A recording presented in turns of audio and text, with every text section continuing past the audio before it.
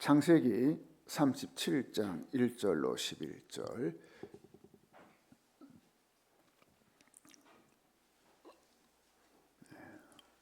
우리 한 절씩 읽도록 합니다. 야곱이 가나안 땅 곧 그의 아버지가 거류하던 땅에 거주하였으니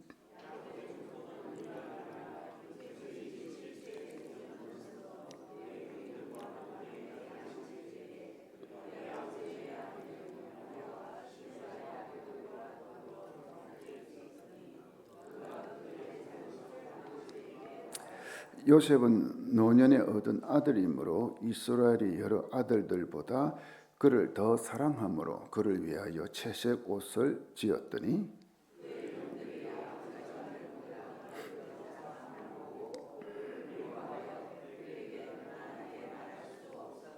요셉이 꿈을 꾸고 자기 형들에게 말하며 그들이 그를 더욱 미워하였더라.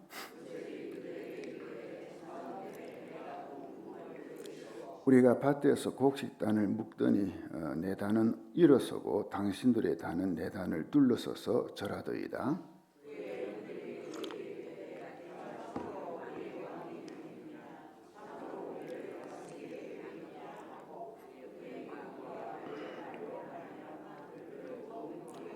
요셉이 다시 꿈을 꾸고 그의 형들에게 말하여 이르되 내가 또 꿈을 꾼즉 해와 달과 열한 별이 내게 절하더이다 하니라.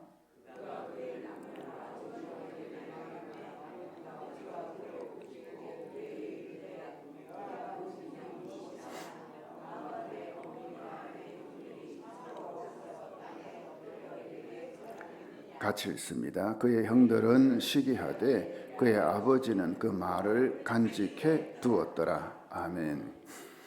요셉이 꿈을 꿨는데 형들의 곡식단이 이제 둘러서서 자기 곡식단에게 절을 하는 꿈이었습니다. 요셉은 그 꿈 이야기를 형들에게 했고 요셉의 이야기를 들은 형들은 이제 그를 이제 미워했죠. 안 그래도 아버지 야곱이 요셉을 편애하여 이제 그에게만 이제 채색 옷을 입히는 등 차별 대우를 받던 차에 이 꿈으로 인해 더 이제 미워하게 된 거죠. 요셉이 다시 두 번째 꿈을 꿉니다. 이번에는 해와 달과 열한 별이 자기에게 절하는 꿈이라 형들에게 말하죠. 요셉 말을 들은 형들은 요셉을 더욱 미워하고 시기하게 되었습니다. 이 꿈에는 두 종류가 있습니다. 하나는 생각이 많아서 꾸는 꿈입니다. 사람이 무엇에 신경을 쓰다 보면 그게 꿈으로 나타나는 경우를 우리가 종종 겪죠. 이런 꿈을 가리켜 일컬어 개꿈이라 합니다. 다른 하나는 하나님이 주시는 꿈입니다. 요셉이 꾼 꿈이 바로 여기에 해당됩니다. 하나님이 주신 꿈을 비전이라고도 하고 또 하나님 주신 이 마음의 소원, 이 성령님 주신 이 마음의 소원, 소원이 일어난다라고도 하죠. 하나님 주신 꿈은 현재가 아니라 장래 어느 시점에 반드시 이루어집니다. 아멘이십니까? 왜? 하나님 주셨기 때문에. 물론 이루어지는 시점이 언제인지 하나님께서 가르쳐 주시는 경우도 있겠지만 사실 그렇지 않은 경우가 거의 대부분입니다. 왜냐하면 하나님께서 시점까지 가르쳐 주시면 우리 인간편에서 교만해지기도 하고 또 나태해지기도 하고 아니면 오히려 이 믿음을 잃어버리기 쉽기 때문입니다. 그런데 하나님이 꾸게 하신 꿈, 이 비전 혹은 이 성령님이 이 마음에 품게 하신 이 소원이 이 순탄하게 이루어지면 얼마나 좋겠습니까? 그죠? 얼마나. 다 그런 것은 아니지만 요셉의 경우에는 그 꿈을 이루기까지 이 고난과 시련의 연속이었다는 것입니다. 다윗도 그랬습니다.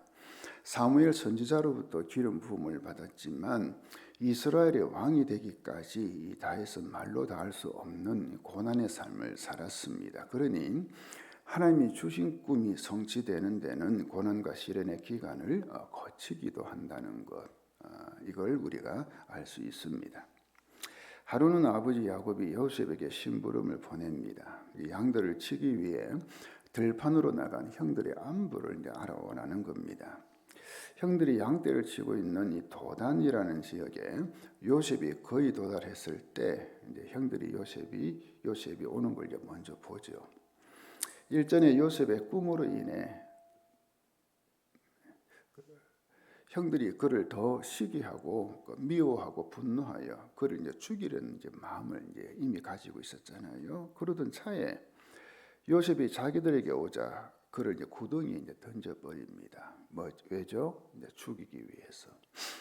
하지만 형들 중에 유다의 제안으로 요셉은 죽음을 모면한 대신에 이제 노예로 팔려 애굽 바로 왕의 친위 대장 보디발의 집에 이제 노예로 가게 되죠.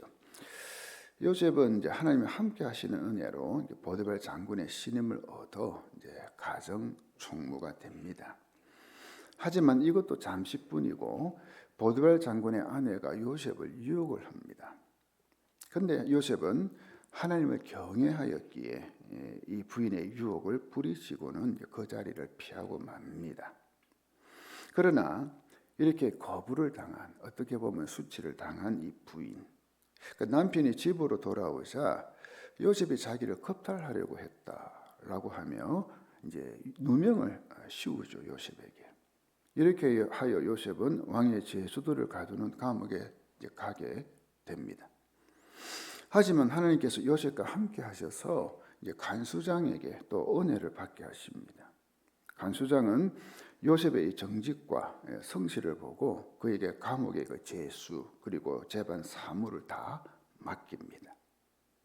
그 후에 애굽 왕의 술 맡은 자와 떡 굽는 자가 바로 왕에게 뭔가 또 범죄해서 감옥에 들어옵니다.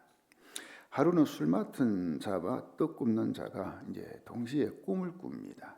요셉은 그들의 꿈을 해석해 주었는데 3일 안에 술 맡은 자는 복직되고 떡 굽는 자는 처형당한다 해석해 줍니다. 요셉은 술 맡은 자의 꿈을 해석해 주면서 복직되면 자신은 이 감옥에 갇힐 아무런 잘못도 범하지 않았으니 자기를 기억하고 도와달라. 바로 왕에게 이야기해서 자기를 이제 이렇게 석방시켜 달라 부탁합니다. 3일 후 요셉의 말대로 술 맡은 자는 복직되고 떡 굽는 자는 처형당하죠. 그러나 술 맡은 자는 요셉의 부탁을 잊어버리고 그를 구해주지 않았습니다. 자, 여러분에게 묻고 싶습니다. 여러분이 요셉이라면 어떻게 할 것 같습니까? 인생이 꼬여도 이렇게 꼬일 수 없습니다. 인생이 안 풀려도 이렇게 안 풀릴 수 없습니다. 형들에 의해 노예로 팔렸습니다. 하나님 믿는 사람으로서 정직하고 성실하게 일했지만 그에게 돌아온 것은 감옥이었습니다. 그것도 성폭행 미수범이라는 누명을 쓰고 말입니다. 이것도 모자라 꿈을 해석해 준 바로 왕의 술 맡은 자가 복직되었지만 요셉을 챙겨주지 않았습니다. 어지간한 사람 같으면 하나님이고 뭐고 다 때려치웠을 것 같습니다. 내 인생은 왜 이럴까? 내가 뭐 잘못한 거 있나? 왜 이럴까? 하나님이 너무 하시는 것 아닌가? 너무 하신 거 아닌가? 인생에 고난과 시련이 찾아오면 이 두 가지 반응을 보통 사람들이 보입니다. 첫째는 그 영적 침체죠. 어떤 사람은 하나님을 원망하며 신앙을 잃어버립니다. 이런 경우. 또 어떤 사람은 신앙생활을 하기는 하는데 의욕도 없고 또 하나님에 대한 기대도 없이 그냥 교회만 왔다 갔다 합니다. 특별히 이 말씀과 기도 생활이 무너집니다. 여러분 그렇지 않습니까? 우리의 이 신앙을 세워주는 것은 말씀과 기도잖아요. 그렇죠? 말씀과 기도. 그런데 이 영적 침체에 빠지면 말씀과 기도가 형식적으로 흐른다는 거예요. 하기는 하는데 형식적으로. 그러니 영혼이 메마르게 되죠. 이 영적 침체에 빠져 모든 게 이제 부정적으로 보입니다. 만사가. 그리고 입에서는 불평만 나오죠. 대체적으로 부정적이고 불평하는 사람들을 보면 바로 이 경우 해당되는 게 허다합니다. 그리고 이 모든 것을 남의 탓으로 돌려버립니다. 그저 누구 탓, 누구 때문에. 이게 심하면 하나님을 원망하는 자리까지 이제 가게 되는 거죠. 또 다른 하나는 그 영적 상승입니다.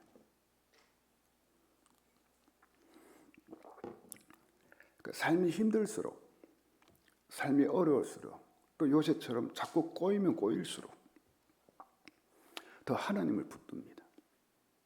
더 말씀을 붙들고 더 기도합니다. 내가 살 길은 하나님밖에 없음을 알고 하나님 앞에 머무는 시간을 더 많이 가집니다. 결국 고난과 시련이 그 사람의 신앙을 더 단단하게 만들어주는 겁니다. 그로 인해서 요셉은 17세에 꿈을 꾸었고 그 꿈이 이루어진 때는 그의 나이 30세였습니다. 그러니까 그는 13년이라는 시간을 고난과 시련 속에서 보냈던 거죠. 요셉은 자신에게 배열된 이 고난과 시련을 영적 침체가 아니라 영적 상승의 기회로 삼았다는 겁니다. 이것이 믿음의 사람에게 나타나는 특징입니다. 자신의 인생에 배열된 이 고난과 시련에 굴복하지 않고 오히려 믿음을 단단하게 하고 견고하게 하는 기회로 삼는 것입니다. 그러니 믿음의 사람은 고난과 시련 가운데서도 영적 상승을 가져오고 믿음이 자라게 되는 겁니다. 자, 그러면 요셉은 자신 앞에 배열된 고난과 시련의 시간을 어떻게 뚫고 나갔을까요? 어떻게? 요셉은 형들에 의해 노예로 팔려 바로 왕의 친위 되던 보디발 집에 살게 되잖아요. 그런데 노예로 팔린 요셉을 가리켜 하나님께서 함께 하셨다 라고 성경은 말씀하고 있어요. 그리고 주인 보디발이 요셉을 가정 천무로 삼았다고 성경은 말씀하잖아요. 자, 여러분, 이 두 가지 사실 안에 무엇이 들어있는지 여러분 아시나요? 요셉은 노예가 되었지만 하나님을 믿는 신앙을 포기하지 않았다는 거죠. 그리고 하나님 믿는 사람으로서 정직하고 성실하게 자신에게 주어진 일을 최선을 다해 감당했다는 거죠. 그리고 요셉이 보디발 아내 유혹을 뿌리쳤는데 오히려 성폭행 미수범으로 누명을 쓰고 감옥에 갇힙니다. 그런데 이번에도 성경은 하나님께서 요셉과 함께 하셨다라고 기록하고 있습니다. 여러분, 이게 무엇을 의미한다 생각하십니까? 만약 요셉이 자포자기하여 인생을 포기해버리거나 원망과 상처 투성이가 되어 감옥 안에서 사고만 치는 요주의 인물이 되었다면 하나님이 요셉과 함께 하셨다는 표현을 성경은 사용하지 않았을 것입니다. 그렇죠?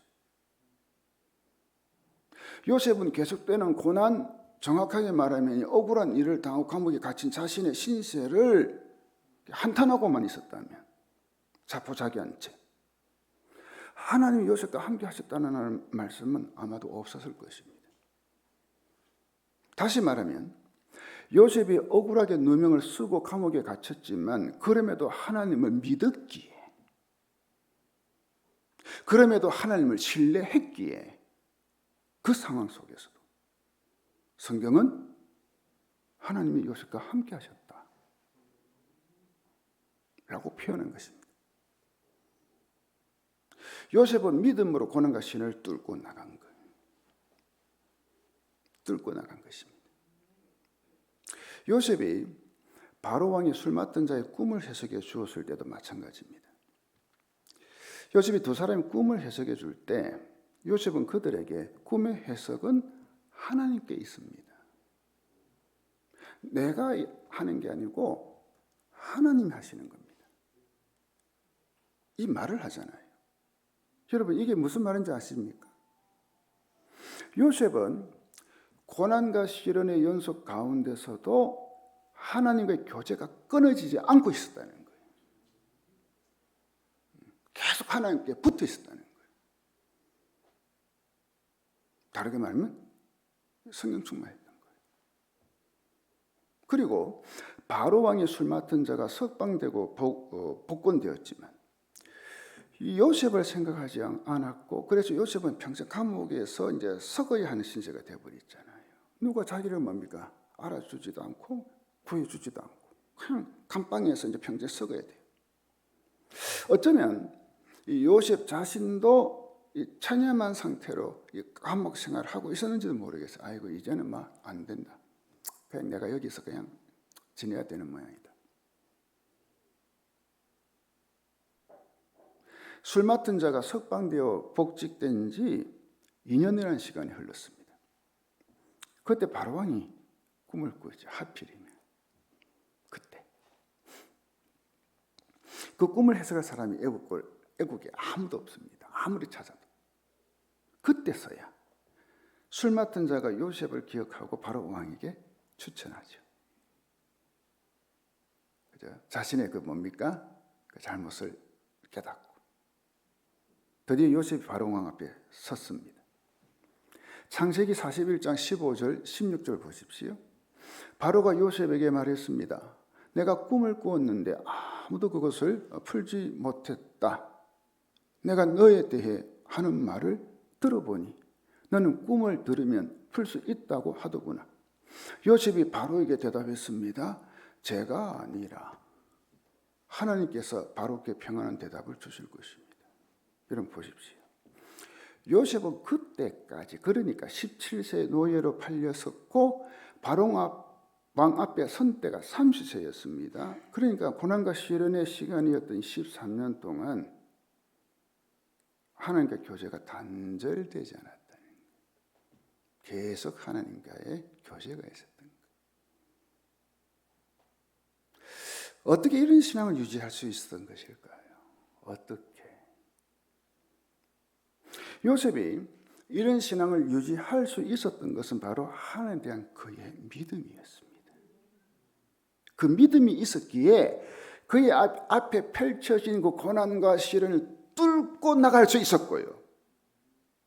그리고 13년 전에 하나님 꾸게 하신 꿈을 포기하지 않고 가슴에 품은 채 살아왔던 것입니다. 언젠가는 하나님께서 이루어 주신다. 그걸 가슴에 품고 언젠가는 하나님께서 결국 바로왕의 꿈을 자신의 능력이 아니라 하나님 주신 지혜로 해석했고 그리고 총리가 되죠.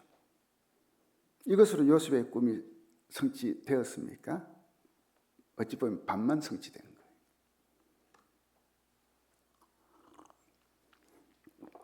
바로왕의 꿈대로 애굽의 7년 풍년과 7년 흉년이 오죠. 7년 흉년 때 요셉의 형들이 애굽의 곡식을 구하러 왔다가 자신들의 노예를 판 동생 요셉과 조우하게 되죠. 마주치게 되죠. 그때 형들은 동생 요셉 앞에 엎드려 절합니다. 요셉이 17세 소년이었을 때 꾼 꿈이 이루어졌죠. 그런데 더 중요한 게 있습니다. 그것은 요셉이 애굽의 노예로 팔려온 것이 하나님의 섭리였다는 거. 쉽게 하면 자기 앞에 펼쳐진 고난과 시련이 하나님의 섭리였다는 거. 하나님의 계획을 이루기 위한 하나님의 작업이었다는 거. 이걸 요셉이 깨달은 겁니다. 요셉이 형들을 만났을 때 한 말입니다. 창세기 45장 7절 8절 보세요. 하나님이 큰 구원으로 당신들의 생명을 보존하고 당신들의 후손을 세상에 두시려고 나를 당신들보다 먼저 보내셨나니. 사실은 애굽에 누가 요셉을 보냈어요? 형들이잖아요. 그런데 요셉은 해석이 다릅니다. 당신들이 아니고 형들이 아니고 하나님이 보내셨다. 왜? 당신들의 생명을 보존하고 당신들의 후손을 세상에 두시려고. 8절 그런즉 나를 이리로 보낸 이는 당신들이 아니요 하나님이시라. 하나님이 나를 바로에게 아버지로 삼으시고 그 온 집의 주로 삼으시며 애굽 온 땅의 통치자로 삼으셨나이다. 요셉은 자신에게 일어난 모든 일을 하나님의 구속사로 해석합니다. 자기 조상이었죠, 아브라함. 하나님께서 아브라함에게 약속하신 이 이스라엘 민족, 그죠? 그 민족을 이루시기 위한 계획에 자신과 형들을 사용하셨다 라고 요셉은 말하는 겁니다. 이처럼 믿음은 고난과 시련을 뚫고 나가 결국에는 하나님이 주신 꿈, 비전을 이루게 되는 것입니다. 지난 1월에 우리 교회 단기 선교팀이 캄보디아에 갔습니다. 일정 중에 정순영 선교사님이 사역하는 호산나 학교를 방문했습니다. 호산나 학교는 약 30년 전에 이 정순영 선교사님이 캄보디아로 파송받고 시작한 학교입니다. 처음에는 유치원으로 시작했는데 지금은 고등학교까지 한 600여 명의 학생이 공부하고 있습니다. 이 학교에서 태권도 국가대표가 배출되고 합창단은 한국은 물론이고 미국까지 가서 공연하는 등 이 캄보디아에서는 명문 학교로 인정받고 그리고 학생들이 그저 이 학교에 들어오려고 그래 한다고 합니다.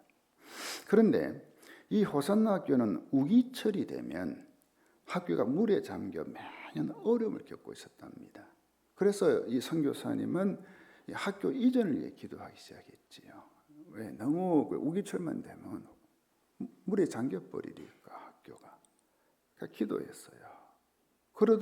그렇게 하던 중 지금으로부터 딱 2년 전이었어요. 저 정확하게 하니까 지난 8월이 2년이 돼요. 2년. 그냥 2년 2개월이 됐죠.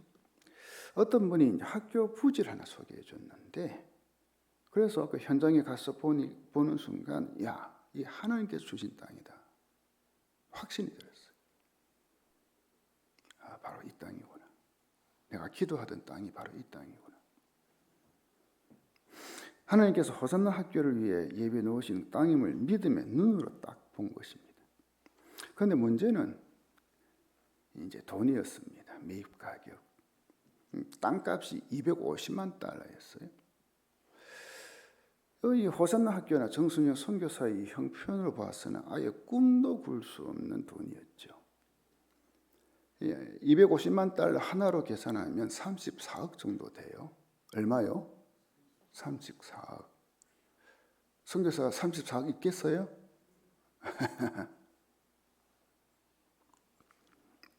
하지만 하나님께서 주신 땅임을 확신한 정순영 선교사님은 계약금 지불하고 딱 계약합니다. 이제 중도금 지불할 날짜 정하고 마지막 잔금 치르고 그러면 그 땅은 이제 호산나 학교 땅이 되는 거죠. 그런데 문제는 이 마지막 잔금은 물론이고 중도금을 마련할 수가 없는 거예요. 호산나 학교에 있는 돈, 이제 학생들 학비 좀 내니까 또 그걸 학교 교사들 월급 주고 운영하고 조금 남죠, 그죠? 그 캄보디아에서 학비 많이 바꿨어요.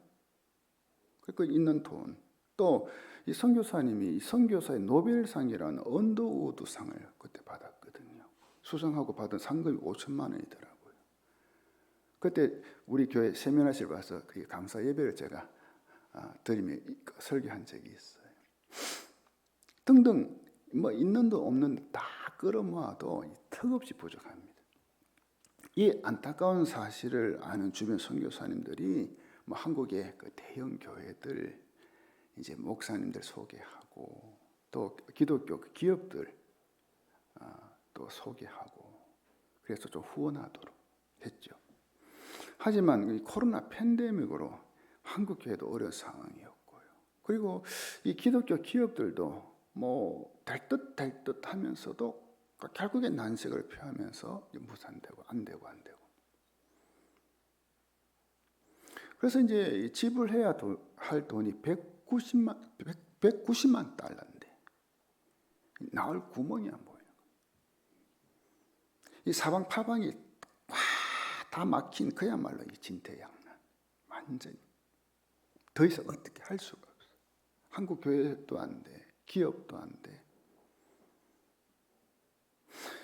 주변 선교사님들은 이 선교사님에게 지금까지 지불한 이 70만 달러 정말 아깝지만 그래 이거 이것저것 모아서 한 건데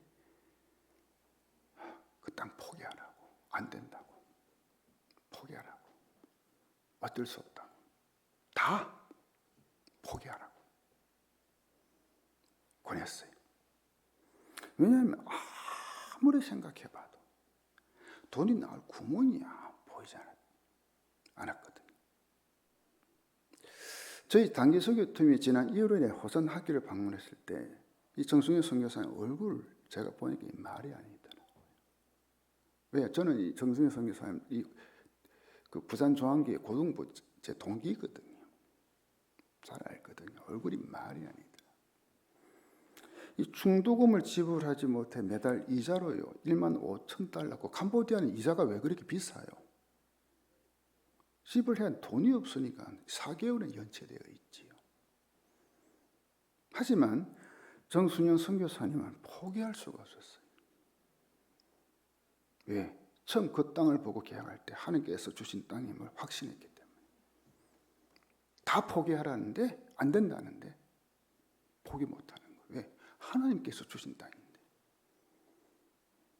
그래서 한국 교회나 기독교 이 기업들의 혼이 다 안 되니까 이제는 다 이제 뭐 이제 가능성이 없으니까 딱 이제 그때부터는 진짜 기도만 하는 거예요. 기도 외에 할 게 없으니까. 자, 여러분 이 선교사님이 얼마나 처절하게 기도했을까요, 그죠? 우리 상상이 되죠? 그러던 중 경기도에 소재한 그 백석교단, 우리 합동교단도 아니고 백석교단에 소속된 참 좋은 우리 교회에서 겨울방학 영어 캠프를 이 호산 학교에서 해줄 수 있는지 문의가 왔어요.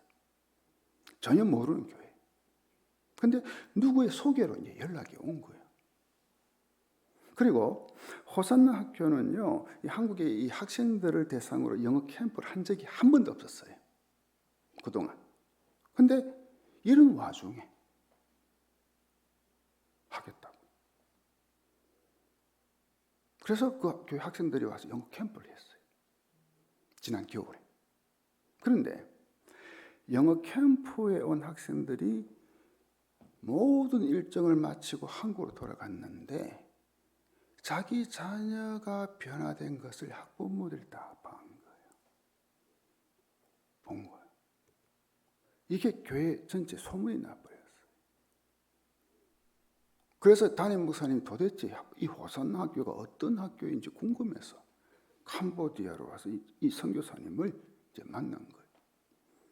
대화 중에 이 호산나 학교가 이전 준비 중이고 중도금과 잔금을 치르지 못해 어려움에 처해 있다. 이 이야기를 듣고 이제 귀국을 했어요. 그리고는 이 선교사님을 자기 교회에 초청해서 이제 선교 보고를 하게 했어요. 그런 후 당회를 소집해서 잔금 얼마요?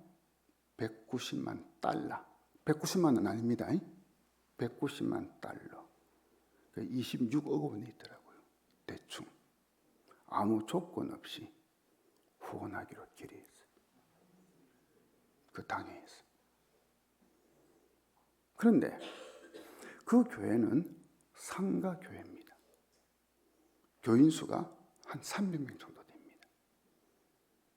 그리고 이 교회는 상가 교회이기 때문에 자기 교회당 건축을 위해서 그동안 모아둔 돈이 한 9억 원이 있었는데 이걸 먼저 송금해 주고 그러니까는 6억이니까 9억을 빼면 얼마 남았어요?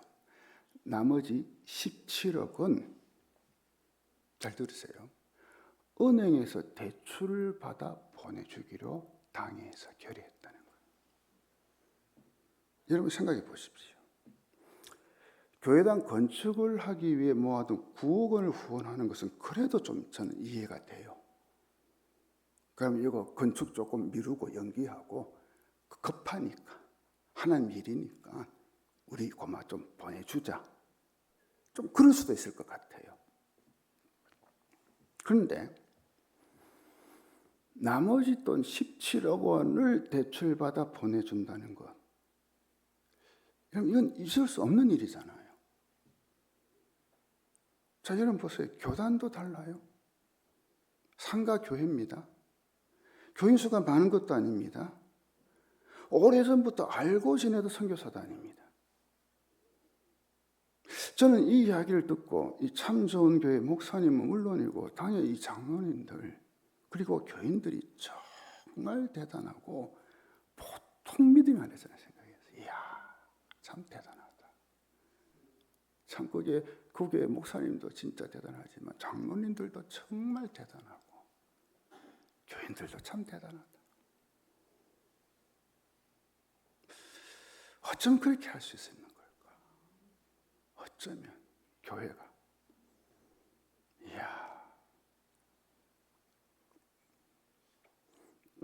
저는 확신합니다. 하나님께서 이 교회와 성도들에게 물질의 복을 부어주실 것 저는 믿습니다. 그래서 더 많이 하나님의 일에, 더 많이 선교하는 일에 크게 쓰임받도록 상상도 생각도 못할 방법으로 이 재정의 축복을 주실 것 저는 믿습니다. 왜요? 하나님 일을 하려고 하는데, 그렇죠? 왜 하나님 안 주시겠어요? 지난 8월 31일 이날이 학교 부지를 계약한 지 딱 2년이 되는 날인데, 그날에 참 좋은 교회에서 송금한 17억 원으로 나머지 대출받은 돈 있죠? 대금 지불 완료. 이때는 좀 할렐루야 해도 되는데 기적이 일어나요. 진짜 생각지도 못해. 하나님께서 2년 동안 정순년 선교사님을 이 고난의 웅덩이에 집어넣으셨다가 건져주신 날, 그날이 지난 8월 31일. 저는 이 이야기를 듣고 확신이 생겼습니다. 믿음은 어떠한 고난과 시련이 오더라도 하나님이 주신 꿈을 포기하지 않는다는 것. 하나님이 주신 꿈을 포기하지 않고 오직 하나님만을 바라보고 기도하면 하나님의 때에 하나님의 방법으로 이루어 주신다는 사실을 저는 깨닫게 되었습니다. 사랑하는 성도 여러분, 여러분에게는 하나님 주신 꿈이 있습니까? 정말 하나님 믿는 사람이라면 하나님 주시는 꿈이 있어야죠. 또 하나님께서 말씀 중에 주신 레마의 말씀이 있습니까? 내가 너에게, 너 가정에게 이것 해주겠다 약속하신 말씀, 레마의 말씀. 하나님께서 마음에 소원을 주셔서 기도하게 한 것이 있습니까? 자꾸만 마음에서 그 소원이 일어나서 기도하는 거예요. 그 일을 위해서. 하나님이 주신 것이라면 반드시 이루어질 날이 올 것입니다. 믿으시기 바랍니다. 단 우리 편에서 어떠한 고난과 시련이 오더라도 결코 포기하지 않고 기도하며 하나님의 손길을 기다리면 하나님의 때에 하나님의 방법으로 이루어지는 놀라운 은혜를 누리게 되는 것입니다. 여러분, 믿음은 하나님이 주신 꿈을 포기하지 않는 겁니다. 그게 믿음입니다.